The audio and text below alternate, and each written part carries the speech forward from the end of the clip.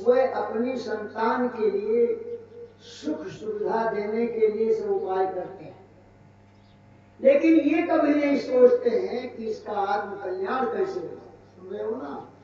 समझ रहे हैं? माता पिता यही चाहते हैं कि हमारा पुत्र विद्वान बने, बलवान बने, धनवान बने, यशमान, सब कुछ, लेकिन ये नहीं सोचते हैं कि इसका कुछ आत्म कल्याण। क्यों नहीं सोचते? क्योंकि खुद के आत्म कल्याण नहीं मालूम है, जब अपना नहीं मालूम है, जो हम भोजन कब्बो कोई नहीं खावाऊं, दूसरे किसके बनाई खाओ, जानते नहीं। सज्जनों, माताओं, बहनों, यही रहस्य हमारे यहाँ माता शिक्षा देती है। सुन लो ध्यान देकर, कुछ बात तो रह गई थी, आज सुना देंगे सामने। जब लड़का पैदा होता था, पद्म पुराण में कथा लिखी है, मदालसा नाम करके रानी हुई। जब उसकी शादी का समय आया तो उसने कहा 3 प्रतिज्ञा जो पालन करेगा उसके साथ शादी करूंगी। कहा क्या प्रतिज्ञा है तुम्हारी? जिसके साथ शादी होना था उसने कहा क्या प्रतिज्ञा है? कहा पहली प्रतिज्ञा यह है कि कहीं सत्संग मिलेगा तो मैं वहां जरूर जाऊंगी। कहा दूसरी क्या? कहा दरवाजे पर कोई आएगा तो बिना भोजन उसको दिए मैं खाऊंगी। कहा तीसरी? कहा तीसरी प्रतिज्ञा जो लड़का पैदा होगा तो 12 वर्ष तक मैं तुम्हारे पास नहीं जाने दूंगी। समझते हो? सर मंजूर है, शादी हो गई, लड़का पहला पैदा हुआ।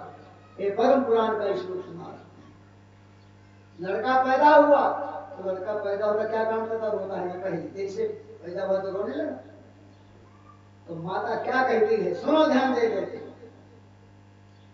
शुद्धो सिरेतात नतोस्मि नामः कितं हिते कल्पनया धुनेवा पंचात्मकं देहमिदं नतोस्ति और नैवास्ति तनुरोधस्य कस्य हेतु। अब इस श्लोक का अर्थ क्या है? माँ कह रही है अपने पुत्र से, पुत्र क्यों रो रहा है? माता मदासा कहती क्यों रो रहे हो बेटा, क्यों रो रहे हो? तो बेचारा बच्चा पढ़ा है, क्या पता उसको। वो क्या कहती? शुद्धो सुबुद्धो, पुत्र तू शुद्ध सच्चिदानंद स्वरूप है।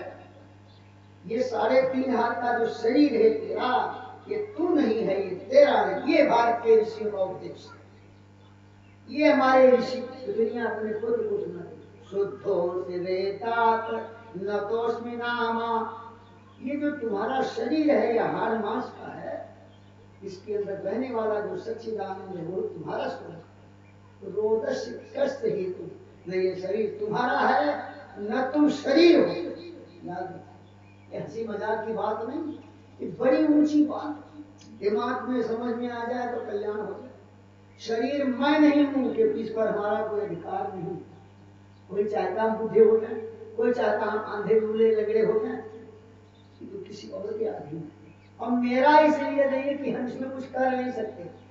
अपनी उंगली काट करके इसमें लगा सकते हैं, अपनी आंख इधर फिट कर सकते हैं। तो ये शरीर मेरा नहीं है और शरीर मैं नहीं। ये माँ कहती है पहले। कहा न शरीर तू है न शरीर तेरा है, तू सच्चिदानंद स्वरूप। अब बताओ, आज माता जी का सुनाओ थी, बहुत सुनाई थी। आज जब पैदा भा 2-4 महीना बीत गया या साल भर, 2-4 महीना बीत गया, रोज तब खा गए गलगलियां मुसी या उठे कौवा मामा या उठे बंदर में बंदरी में ईद बनाओ। तो ये बताओ, लड़का खिलावत है तो कौवा मामा अपन भाई बनाए और गलगलिया ये चिड़ी जितनी है भगा थोड़ी गर्म हो की खोपड़ी भर। और अंत में एक बात और देहात में है, कोई साधु देखिए तो लड़का रोज बाबा अब पकड़ ले गई, बाबा कसाई हुए लेकिन बदकर ही हूँ, ये संस्कार देती माता, उनके पास जाने नहीं देती। कितनी उल्टी बात हो रही। कोई ज्यादा नहीं कह करे, मैं ये बताना चाहता हूँ कि माता का भी कर्तव्य है कि अपने पुत्र को अध्यात्म की शिक्षा दे, छोटी आयु से उसको समझावे। बहुत सी माताएं बहनें हैं, हमने भी देखा, हमने अपने गांव तो तमाम गांव में जाके देखा कि जहाँ कोई संत गए हैं, सत्संग होता है, बुंदेलखंड में वैसा। तो लड़के उधर इकट्ठी करते हैं, वो भी कह रहे हैं स्वामी जी जा रहे हैं, वो भी जय सीताराम, वही से उनका संस्कार अरे देख के भाई भागो भागो जल्दी भागो। तो जैसे संस्कार दोगे वैसे हो। तो माता पिता पिता देखो ऋषभ देव की बारी लाएंगे, सुनाता हूँ। ऋषभ देव भगवान स्कंद नंबर 5 अध्याय नंबर 5 श्लोक नंबर 1।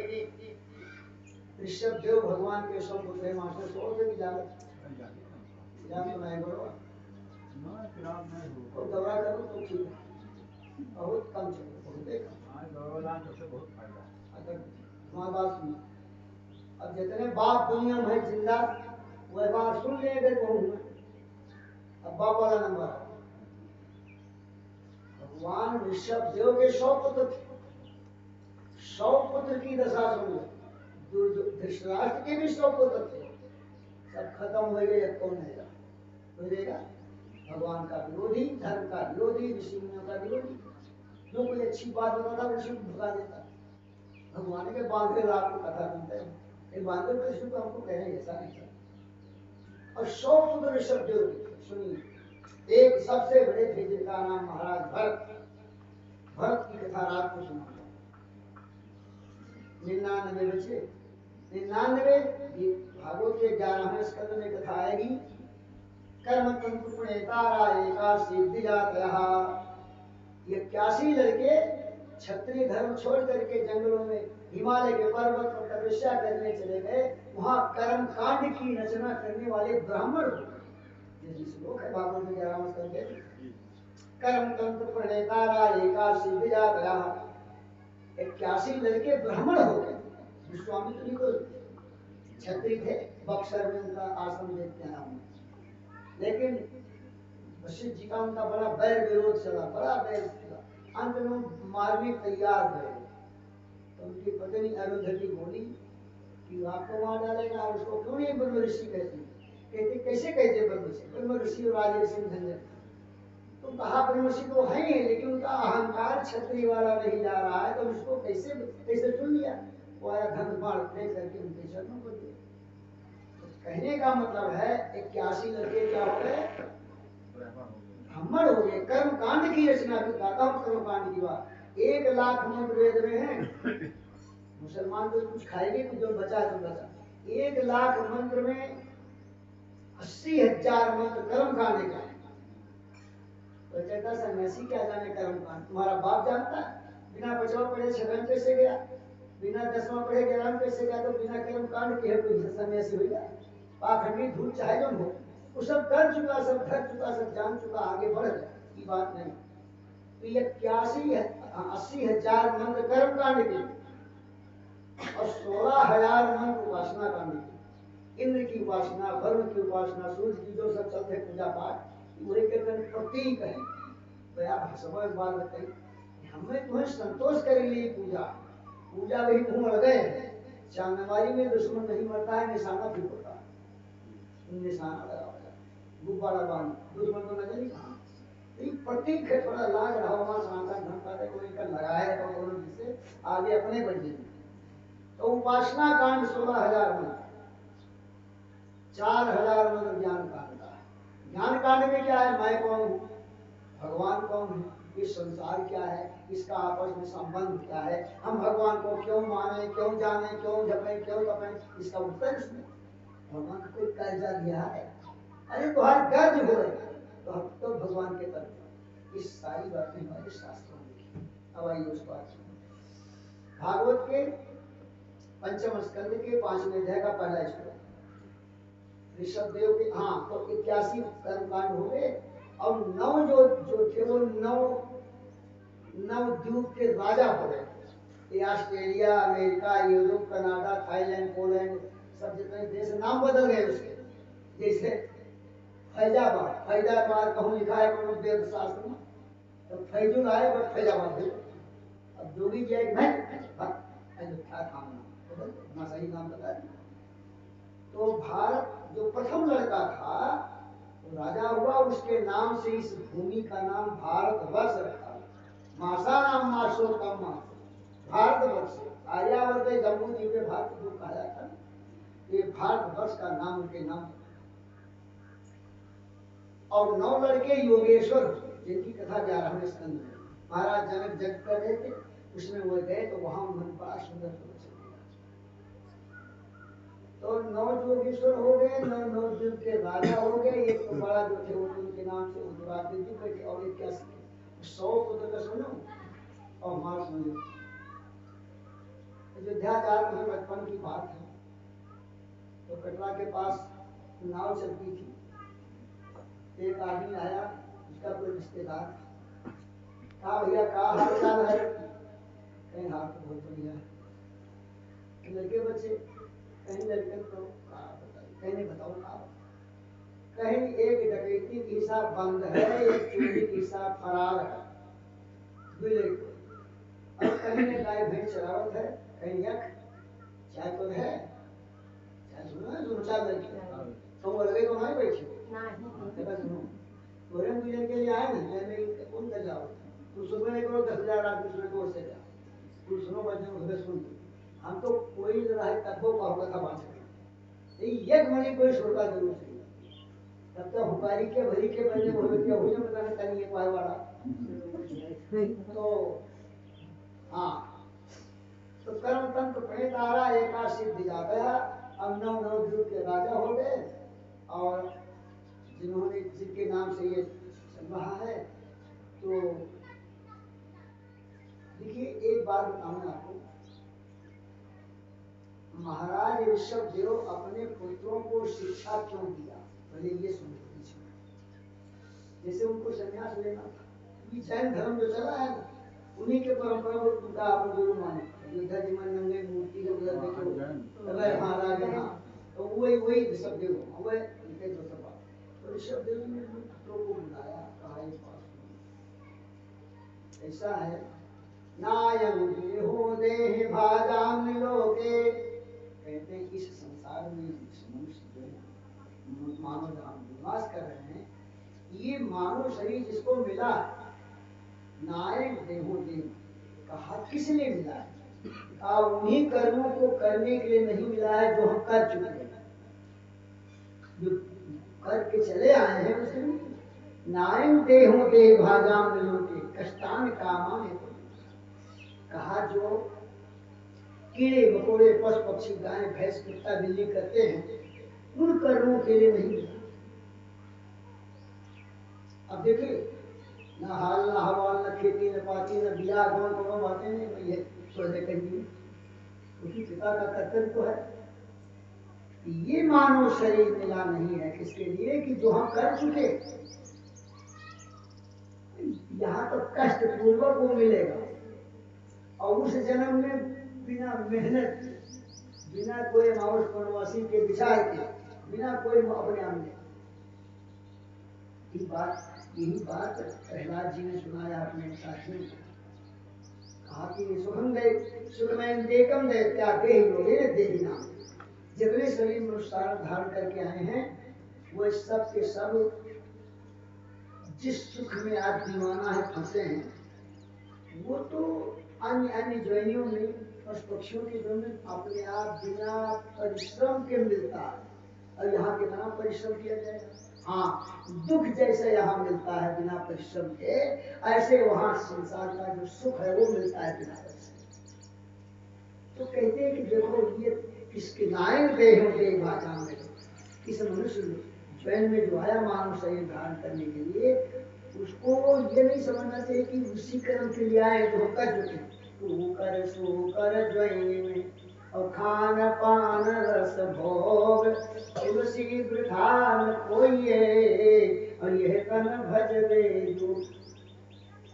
तो नायक देहो के भाषा में के कष्ट का कष्ट पूर्वक हम जिसकी प्राप्ति करना चाहते हैं वो तो बिना मेहनत के ही मिलता है दूसरे जन्म में, तो इससे क्या मिलना चाहिए? तो क्या बताते हैं सुनो, कहा कि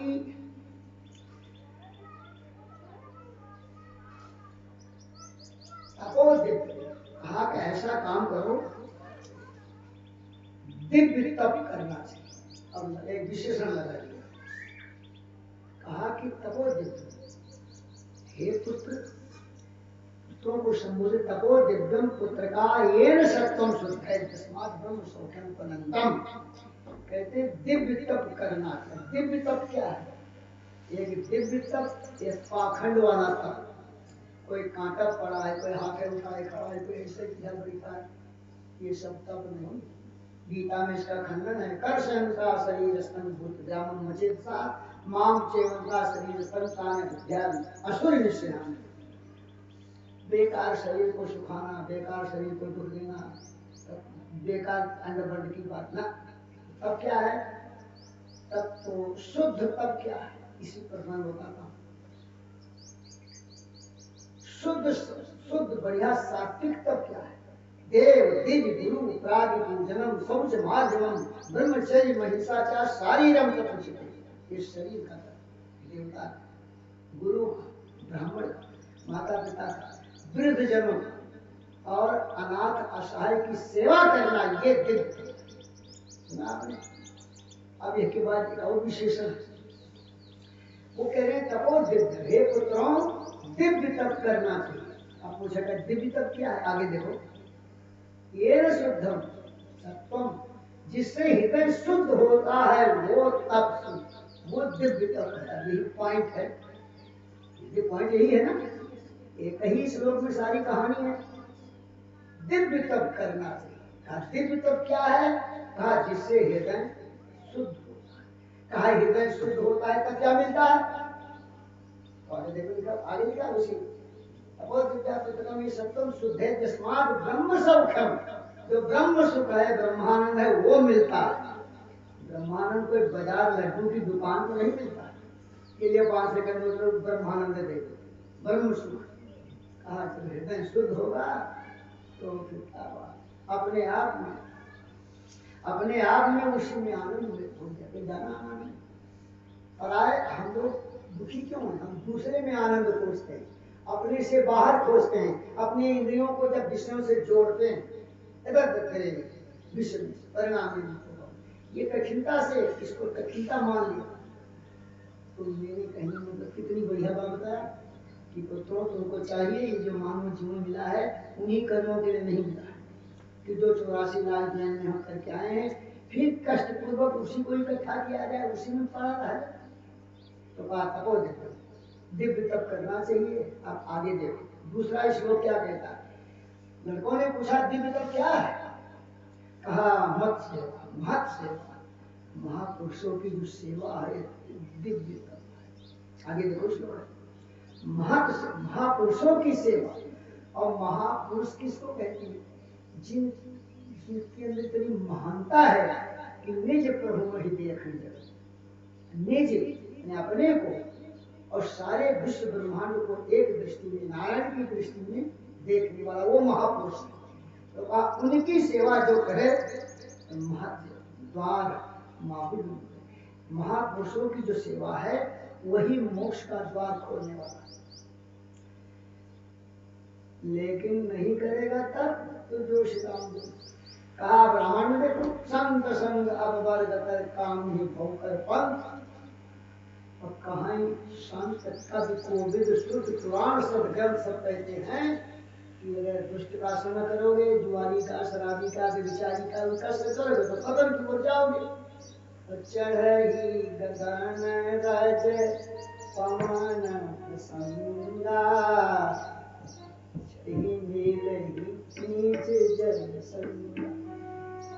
धूली जो है वायु के संग से ऊपर उठती है और वहां से पानी और चढ़ा डाल दिया कीचड़। रावण देखो चढ़े गगन रज संगा और से तो मेरे कहने का मतलब है, पॉइंट ये निकला कि जो महापुरुष का सेवा है बड़ा कठिन है। कहने तो बढ़िया है, सुनो बढ़िया है। भरत जी जब गए थे वहां चित्रकूट में, तो वहां पर जब मीटिंग हुई तमाम नातेदार, रिश्तेदार, राजा, जनक सब कुछ सब वहां बैठे। तो एक चौपाई में कहा सबसे सेवक धर्म कठोरा और सिर बल चलहु चित यह मोरा। सेवक धर्म तो जब सेवा करेंगे तब में देखो धन और ज्ञान और दूध सेवा से मिलता है, बाकी तो कई बार मिलते नहीं, मिलता है तो नकली मिलता है, कम मिलता है, जिसमें कोई स्वाद नहीं है, आनंद नहीं। डकैती लोग डालत हैं और सेवा करके मार कूट लेते, वही घर के कौन वो घर से काम मिले थे कोई जान। ऐसे गाय मार मार मार गया है भूसा देख निकले तो काट दूध दी उनसे खूब। ऐसे ज्ञान ज्ञान के लिए सेवा का प्रमुख स्थान है। गीता अध्याय 4 श्लोक नंबर 34 भगवान कहते हैं गीता के चौथे अध्याय के 34 नंबर श्लोक में तद विधि प्रणिपातेन परिप्रश्नेन सेवया। तो सेवा के द्वारा ही ज्ञान प्राप्त होता है, सेवा के द्वारा ही शुद्ध दूध मिलता है और सेवा के द्वारा ही धन मिलता है, शुद्ध धन। तो इस प्रकार से ऋषभदेव भगवान ने अपने पुत्रों को बुला करके उनके शौक थे, वो बैठे थे, उनको कितनी बढ़िया कोई किस्सा कहानी नहीं बताया, कोई भंडारा ये सब नहीं बताया। इस वक्त तो सब अच्छी बात, खराब नहीं है, लेकिन मुख्य बात क्या बताया, पुत्रों ये मानव जीवन उन्हीं कर्मों के लिए नहीं मिला है जो कष्ट था, जो हम बिना कष्ट के भोग चुके हैं, आराम से खूब ज्यादा। आज ये मानव जीवन मिला दिव्य तप। दिव्य तप क्या हुआ, महापुरुषों की सेवा, सत्पुरुषों की सेवा। भगवान श्री कृष्ण ने थोड़ा और खोल दिया बात को, देव दिग गुरु प्राण पूजन सब समाज में ब्रह्मचर्य में हिंसाचार सारी रंग अपने शरीर का तप। तो कहा अब कहीं ये बताइए हम कैसे करें सेवा, कैसे करें साधना। तो कहा ये कारण जो आप कह रहे हो ठीक चलो मान लो, लेकिन एक बात सुन, पराभवस्तावद बोध जा तो यावन न जिज्ञासा आत्मतत्वम। मनुष्य का पतन कब से होता है अथवा उसके हृदय के ऊपर पर्दा क्यों पड़ा रहता है, जब तक वो जिज्ञासा नहीं करता आगे जाने की। एक लड़का कल नाम लिखाया स्कूल में, तो क्या कल के बाद परसों एमए कर लेगा, और देर के मारे बहाया हुआ पोथी तो बहाया हुआ, लेकिन क्रम उसका है ना कि ऐसा करोगे ऐसा करोगे तो आगे बढ़ो। तो जिज्ञासा, जब तक मनुष्य को जिज्ञासा नहीं होती भगवान के लिए, भगवान प्राप्ति के लिए, भगवान को जानने के लिए, भगवान को पहचानने के लिए कोई भी शब्द रख लो, तब तक आगे नहीं बढ़ेगा। उसका ढका रही वगैरह बुद्धि से ढकते रही और नीचे चला जाएगा। इसलिए कह रहे हैं कि हे पुत्रों, मनुष्य को चाहिए कि वो अपने आत्म कल्याण के लिए ही उपाय करे। अब आगे देखिए, अब साधन की बात बता रहे। साधन तुम्हें बहुत पहाड़ नहीं ढके लेकर 5-6 श्लोक में सुन लो क्या होता है। पुंसो स्त्रिया मिथुनी भाव में तयोर मिथो हृदय गंधो अतो देहक्षेत्र सुता कवि कई जनस्य मोक्ष। स्त्री में, पुत्र में, परिवार में, घर में, समाज में मनुष्य का मन फंसा रहता है। मेरा है मैं हूं, मेरा है मैं हूं, उसमें फंसा रहता है। तो उसमें अनंत जीवन बीत जाता, अनंत जन्म बीत जाता, वो आगे नहीं बढ़ पाता। तो किसी ऐसा है, यदा मनो हृदय ग्रंथि रस्य कर्मानुबद्धो दृढ़ तदा जना संपरिवर्ते स्मात् मुक्त परम कहा कि जब मनुष्य विचार करता है साधन के द्वारा, कर्म बंधन की ग्रंथि थोड़ी ढीली पड़ती है, कुछ ज्ञान पूर्वक आगे बढ़ता है, तब वो साधना के क्षेत्र में उतरता है। देखो दुनिया में 3 प्रकार के प्राणी हैं, विषयी, साधक और सिद्ध। लेकिन और ग्रंथों में 4 बताया। 4 माने मूढ़ माने जिनको बस के समझ।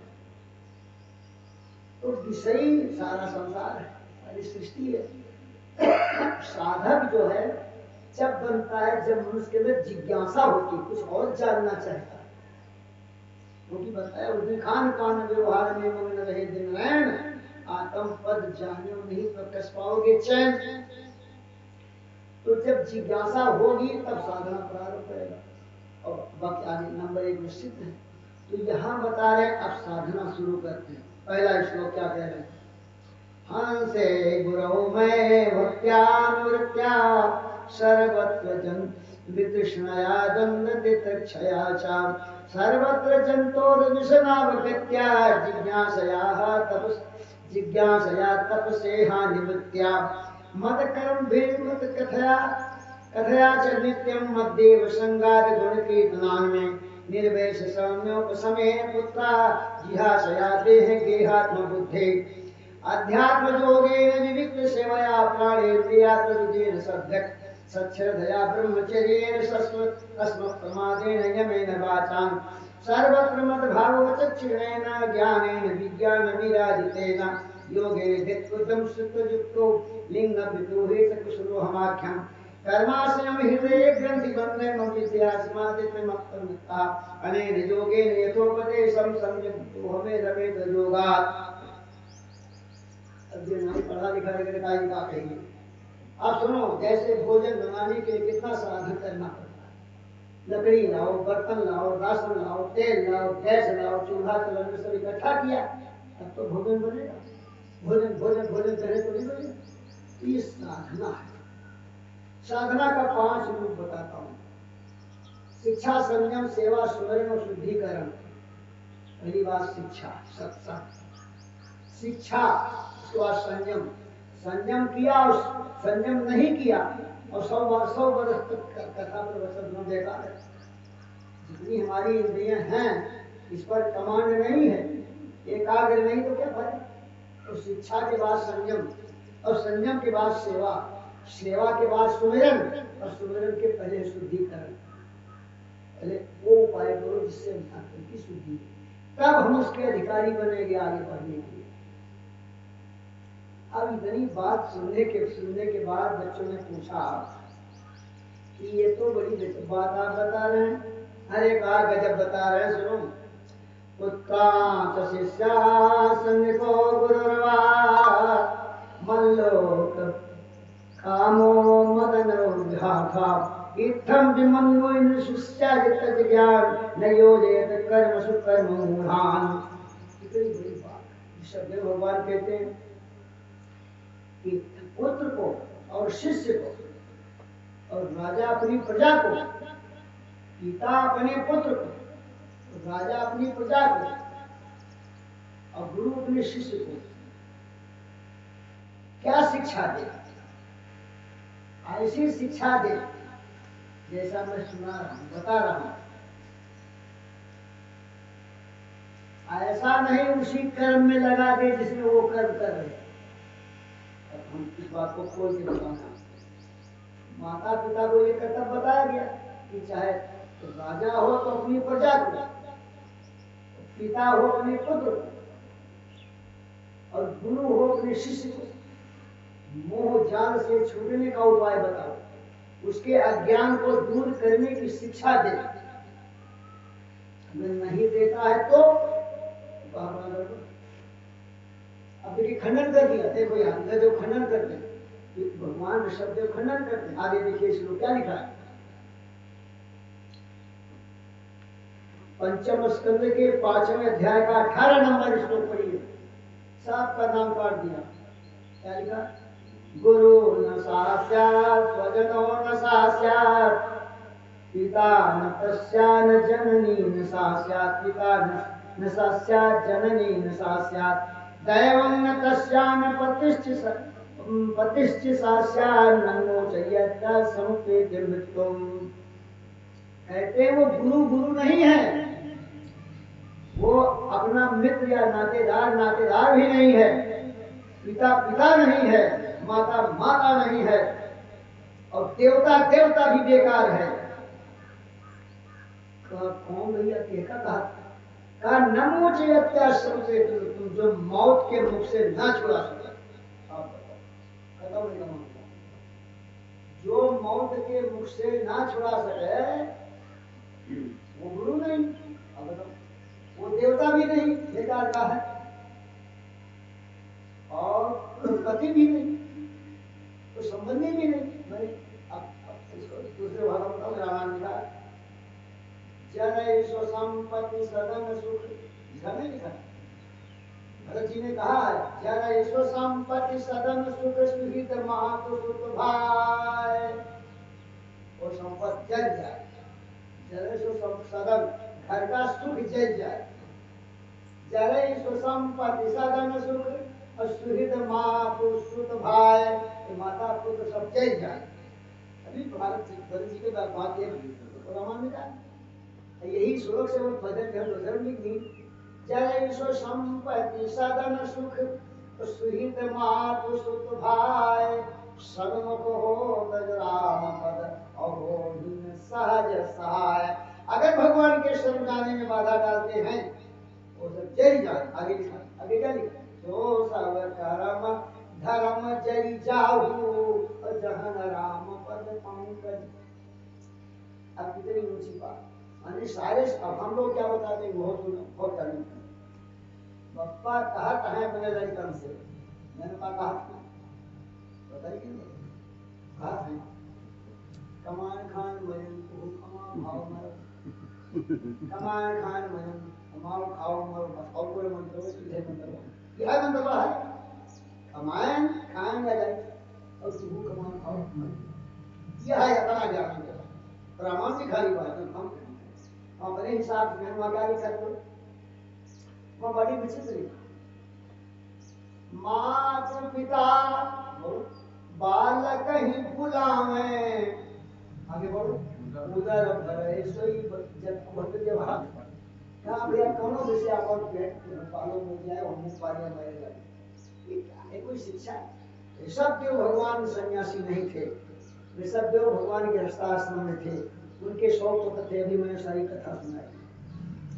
अपने पुत्रों को बुला करके शिक्षा दे रहे हैं कि गुरु न साक्षात् स्वजनो न साक्षात्, सबका खंडन कर दिया जो मौत के मुख से। अच्छा बताओ, संसार में सबसे बड़ा हितैषी कौन है? बताता हूँ। एक कोई बहुत बड़ा मकान है, करोड़ों अरबों रुपए बना, उसमें चारों तरफ बड़े सुंदर सुंदर सोने के दरवाजे लगे, बहुत सब सुविधा है, और बीच आंगन में कोई का लड़का छोटा बालक 2-3 साल का सो रहा, चारों तरफ से आग लग गई किसी कारण से, और राजा रानी या सेठ सठाई पर बैठे हैं, वो क्या कहेंगे, हमारा हार ले लो, मेरे बच्चे को निकाल लो। वो कहेगा हमारे करोड़ों रुपए बैंक बैलेंस से ले लो, मेरे बच्चे को निकाल लो। अपना घुस के निकालेगा कि नहीं निकालेगा बताओ, बोलो घुसेगा कोई? जल्दी बोलो, क्यों नहीं बोलते? तो पुत्र नहीं अपना प्राण किए, पुत्र को घुस के हमारा सब खेत बहना मकराए, सब रुपया पैसा बढ़ा के सब हमें लड़का बचाए, और वरना घुसे भी नहीं होता है, हम बड़ी जानते हैं बड़ी जावे का लड़का हमें क्या खिलाएंगे, ये हम क्या खिलाएंगे? संसार में सबसे प्रिय अपनी आत्मा, उस आत्मा के लिए उधर फंसे पड़े हैं, हम उधर अपना जीवन समर्पित किए, हम उधर जानते हुए जी रहे। तो क्या लिखा है, सो सब कर्म धर्म जरि जाहु जहाँ राम पद पंकज भाहु।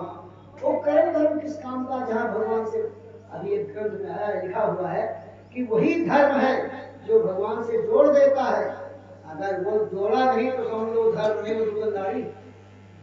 भगवान से जोड़ने वाला पहले दिन बताया, जब पहले दिन कथा सुनी उसी दिन बताया, सोई तुलसाम परो धर्मो यतो भक्ति दो छजे। धर्म का पालन किया, जो नहीं पालन किया उसको तो छोड़ो, और जो धर्म का पालन किया और भगवान से नहीं जुड़ पाया तो समझ लो श्रम ही हुई, केवल मेहनत है। तेरे देखो इतना आप धर्म जानते हो, तेरे ठाटन साधन समुदायी योग विराग ज्ञान निपुणाली, जप तप मत संयम व्रत दाना नाना कर्म धर्म व्रत नाना, भूत दया दुर्दिज शौकाई विद्या विनय विवेक बड़ाई।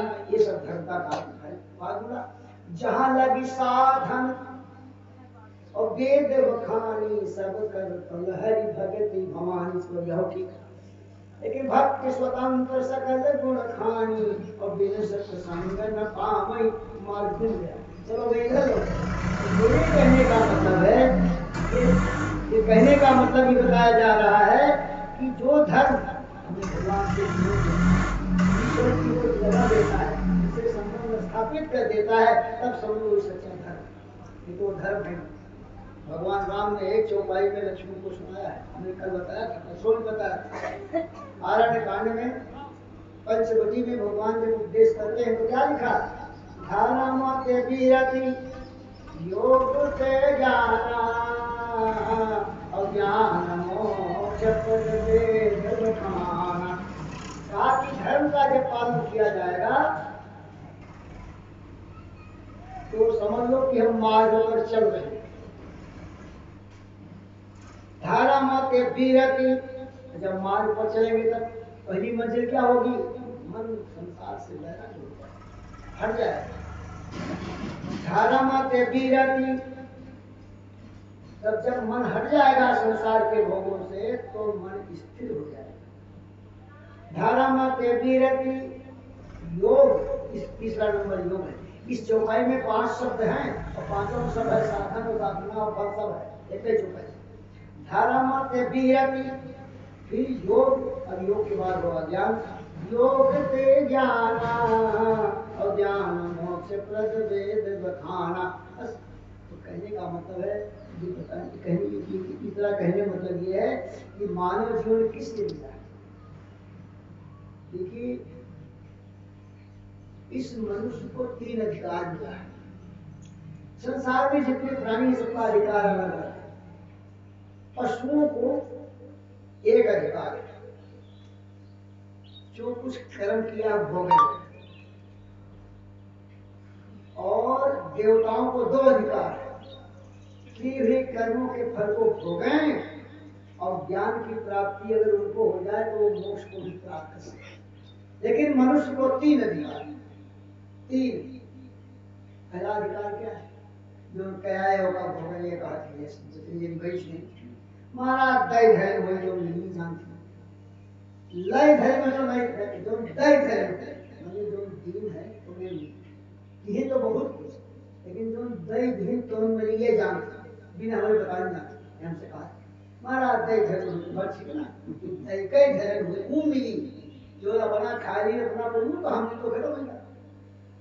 तो मनुष्य को पहला अधिकार क्या है? जो जन्म जन्मांतर से किया है अवश्य में भोक्तव्यम कृतम कर्म शुभा अशुभम, शुभ और अशुभ जो कुछ किया है। अध्यात्म रामायण कथा लिखिए, जब भगवान राम बन जाने लगे चले गए, तो माताएं होती नहीं सारा विद्यापासी होते, तो दशरथ जी के पास कौशल्या जी गई, तो दादा दशरथ ने कहा तुम रो मत, तुम्हारे अंदर कुछ ज्ञान विचार है, क्योंकि तो चौपाई है माचल को वही बात कि आप लोग ज्यादा बातों लेकिन गुरु के पास हम लोग पास आ जाए। उसमें लिखा है कि मात अनुग्रह बोध अनुग्रह, हे माता बोध कौशल्या को शत्रुपा के रूप में उपदेश दिया है भगवान ने, तो कहा कि दिव्य ज्ञान जो है माता तुम्हारा कभी जाएगा नहीं, मिटेंगे कभी अनुग्रह मुझे, ये चौपाई है। तो राजा दशरथ ने कहा कि माता तुम रो मत, तुम्हारे तो ज्ञान है, जब ज्ञान तुम्हारे पास हमेशा रहेगा तुमको प्रदान है। अब मैं मरूंगा जब, क्योंकि मैंने वो कही मारा ना बाहर, तो कौशल्या चुप हो गए चले आए। अब बात समझ में नहीं कि जो किया हुआ कर्म को भोगना पड़ता है, तो किए हुए कर्मों के फल को भोगना पड़ेगा, ये अधिकार है। अधिकार का चाहे मजदूरी करो।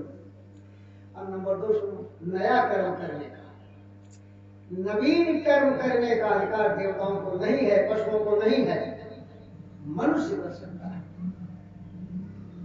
2 हो गया, किए हुए कर्मों के फल को भोगने का अधिकार, नवीन कर्म करने का अधिकार, और सबसे बड़ा अधिकार है समस्त कर्म के बंधनों से मुक्त होने का। बताओ कितना अधिकार। इसलिए क्या कहा? नर समान नहीं कौनी देही, कहा नर समान बड़ी दूसरा कहा क्या मतलब? कहा नर समान नहीं कौनी देही और जीव चराचर जांचत जेही। चर और अचर सब पाप है, कुत्ता बिल्ली गाय भैंस सुअर हाथी घोड़ा माछी चूटी कौआ सब चाहते हमें मनुष्य बना दो, कैसे बनाएंगे? नंबर आएगा तब तो बनूंगा। अब इसमें 3 अधिकार मिला है, ये गाड़ी खड़ी, इसमें गियर लगे, पाछे गाड़ी, ये चलाता है गाड़ी, ऐसे मारो, ऐसे देखो उल्टा, ऐसा मारेगा तो पीछे गाड़ी जाएगा और ऐसे मारेगा तो आगे जाए। सब लोग रोड देखते हो गाड़ी में बैठते। तो ये मानव शरीर क्या है, चाहे बैक गियर लगाओ चाहे टॉप गियर लगाओ, ये मानव शरीर, ये गियर बक्सा है, गियर बक्सा फिट है। आगे क्या लिखा है, नरक है बैक गियर, उन चले जाओ जहां से आए हो वहीं चले जाओ, तो लाभ पीछे गियर नहीं ला। और बाएं हाथ से मार यहाँ तो देखो नीचे स्टेज हो उनका जरा लग जाए उनके लिए जो है क्या नहीं लगा और भर दे पाछे चली। तो नरक स्वर्ग और अपमर टाप गियर, ये मानव शरीर। इसी मानव शरीर में तीनों अधिकार है, किए हुए कर्मों के फल को भोगो और नवीन कर्म करो, दोनों से छूट जाओ। इसलिए कहा कि बड़े भागी मानुष तनु पावा, सुरदुर्लभ सद्ग्रंथ निगावा। ये देव, ये सब दुनिया वाले देवता पूजक, और देवता कहता है मैं नहीं बनाओ तो मामला के फैसला कर, बिना कोई देवता पूजक काम चली। और देवता कहते हैं हमें से छुट्टी करो, हमें मानो देह दो, तो बड़ा मामला फंसा पड़ा है कि आप लोग फैसला कर लो, हम तो कह दिन है अब कह दिन छोड़ दिया। लेकिन तो हम कहते हैं मन की का मन की तरंग मान ले मत हो, अब तो कहते हैं हमें मानव मनोकामना सिद्ध करो, बताओ हमारे पास कैसे मिलता है। ये कह रहा हमारी मनोकामना पूरी करो हे भगवान जल्दी आओ। अब ये कहता है कि मन की कामना दूर करो, कैसे मामला फंसा है। लेकिन ये जब विचार करोगे तो सब समझ जाएगा। तो मानुष जन्म अमूल्य है, मिले न बारंबार, पक्का फल जब ये परे तो बहुरी न लागे धार। संसार में जो दैवी संपदा में जिसका संस्कार है, पूर्व जन्म से पीछे संस्कार मिला है, वो जन्म लेते ही अपने मार्ग को ग्रहण कर लेता है। वही मार्ग एक दैवी संपदा है, एक आसुरी संपदा है। तो दैवी संपदा में धर्म का पालन होता है और उसी धर्म के पालन का फल मिलता है कि हम भगवान से जुड़ जाते हैं। इन्हीं सबको साथ पानी में काम देता हूँ। सायंकाल की चर्चा हुई। बोलो गुरुदेव भगवान की जय, सत्य सनातन धर्म की। शिवोहम।